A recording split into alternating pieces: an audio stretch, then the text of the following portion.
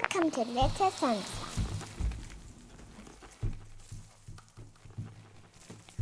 Hi guys, today I'm going to show you how to make an amazing paper craft.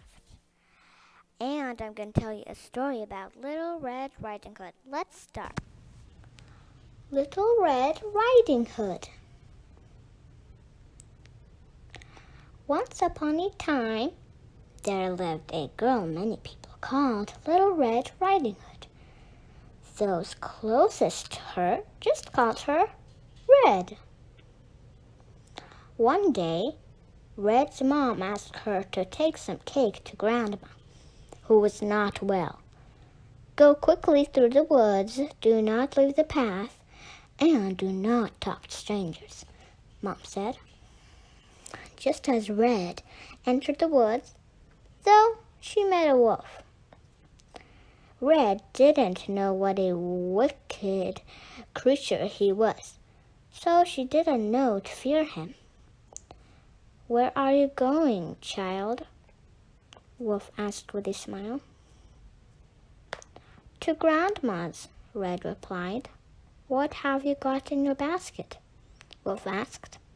Grandma's not feeling well, Red explained, so I'm taking her some cake.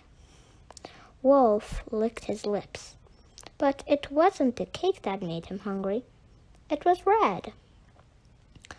He thought he would eat Grandma for lunch and Red for dessert. To catch them both, though, he knew he must act quickly. Where does Grandma live?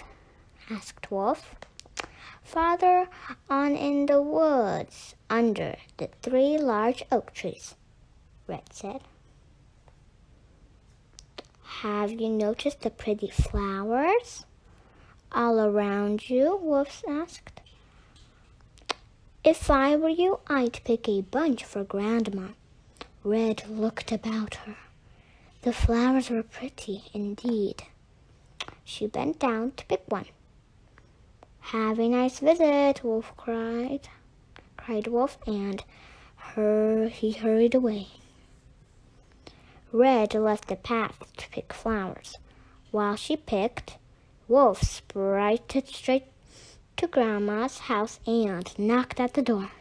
Who is there? Called Grandma, lying sick in her bed. It's Red, called Wolf in a high, sweet voice. Lift the latch and come in, called out Grandma. Wolf lifted the latch, went straight to Grandma's bed, and swallowed her wool. Then he dressed himself in her clothes, pulled on her cap, and climbed into her bed. When Red had picked enough flowers, she set out again for Grandma's house. The door was open when she arrived. Red went straight to the bed, where she saw a very strange sight indeed. Oh, Grandma, Red cried. What big ears you have! All the better to hear you with, child, Wolf said. Oh, Grandma, Red cried. What big eyes you have! All the better to see you with, child, Wolf said. Oh, Grandma, Red cried. What a big, terrible mouth you have! All the better to eat you with, Wolf roared. With one bound, he leaped out of bed and swallowed up Red, flowers, cake, and all. Then Wolf lay down again on the bed and drifted off to sleep. It was dark inside Wolf, but Red managed to reach down and squeeze Grandma's hand. Grandma squeezed back. Red could make out a weak light licking down Wolf's throat. He was snoring with his mouth open. Inch by inch, Red lifted her bunch of flowers. She tickled Wolf's throat. until he started to cough. She tickled Wolf's throat once, twice, thrice. He coughed once, twice, thrice. She kept on tickling until he coughed her up. When at last he did, Red held tight to Grandma's hand and pulled her out too.